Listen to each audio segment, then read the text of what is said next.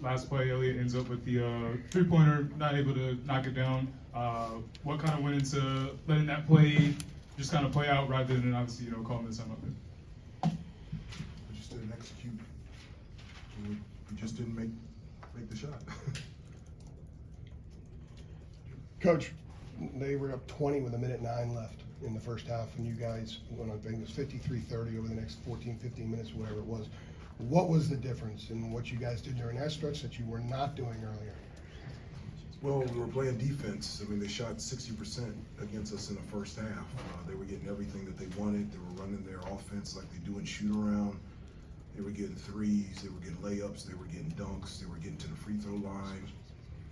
Didn't feel any pressure or physicality from us from a defensive end. And so, I was telling the team during the first half, told them at halftime that things can change and things can change quickly if our will and our want to and our desire and the defensive end raises. And that's what we did in the second half. I thought we got stops. Even though they scored 50 points in the paint, I thought we did a better job in the second half. We didn't turn the ball over. I think we only had 4 turnovers in the second half. And then we started attacking the basket, and that allowed us to score at the basket, foul, get to the free throw line, and then be able to knock down some threes. And so I was really proud of them, how they got back into the game. Over here on the left, Dennis. Hubert, this was a game worthy of March. I guess number one, did you expect anything less? And number two, why did these teams bring out the best in each other?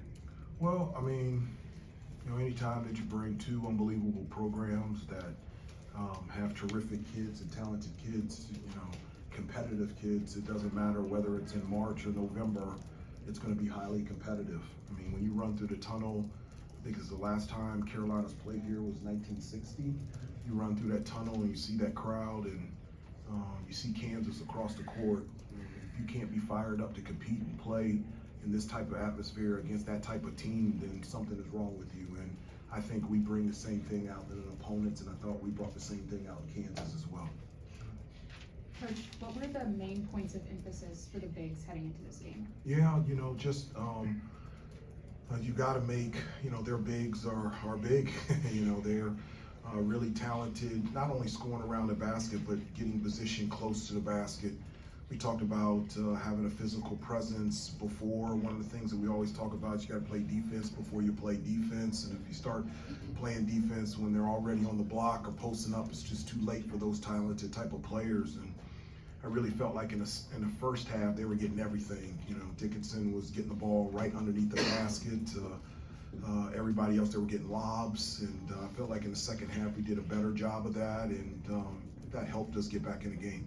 On the left here, Andrew. What made you want to play this game, Hubert, and what do you think you got out of it?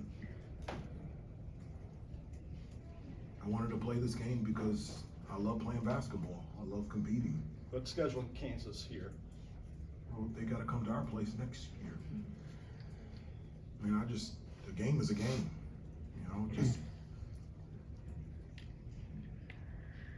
I just love competing. Andrew. Coach, Jay Wick gave you a huge stretch there in the second half after having some fouls in the first half, only playing 6 minutes. You've talked him up a lot the last couple of weeks. Is what we saw in the second half from him what you've been seeing all along since practice started? Yeah, no, he was, much better on both ends of the floor. I felt like defensively, he was playing defense before he's playing defense, being more physical with their bigs.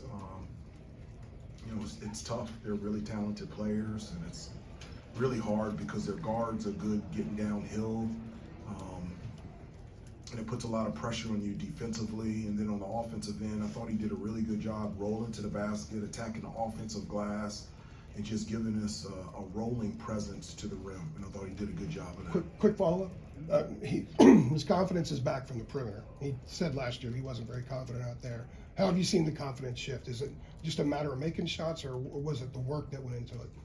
Well, yeah, I mean, he can really shoot the ball, and having a big guy that has the ability to knock down perimeter jump shots, especially from three. Dickinson can do it as well, and it puts a lot of pressure on opposing defenses. And it's a part of our offense that we want to continue to develop throughout the season, of having him pop more and be able to knock down that three. And that gives us more space for our guards to get downhill and attack the basket. Rod here on the left, then Adam. Hubert, going off of that with your guards attacking, it can be easy for guys to lose confidence when shots aren't going down, but they were attacking and getting you guys points at the free throw line. What's it say about that trio and what they can provide moving forward when shots aren't falling, but still attacking? Yeah, you know, one of the things that I always tell them is that shots go in or they don't go in. I mean, it just doesn't matter how good a shooter you are.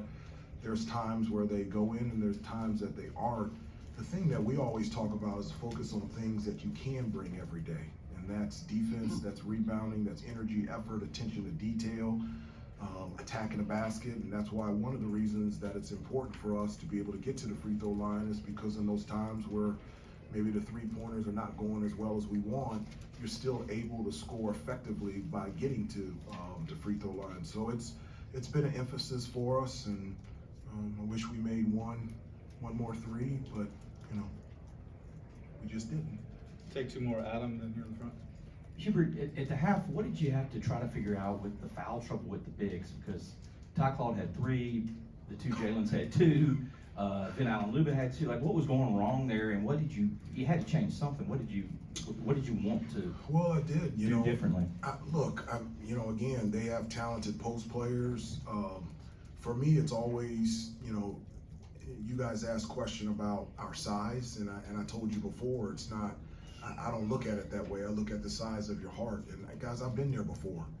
I'm not a coach that hasn't played here or hasn't played in the NBA and hasn't been on the floor with guys that are taller, faster, more athletic. That doesn't matter. It's your will and your want to. And I felt like in the second half, those guys competitively fought better than they did in the first half. Hubert, it looked like you guys tried to put Hunter in a lot of ball screens, especially late. What were you trying? Were you trying to get to that, and what advantages do you feel like you have there? Well, one of the things that we were trying to get to in the first half, we weren't, is because they were scoring. What ignites our transition game is getting rebounds off of stops. We got more stops, and so it allowed us to run.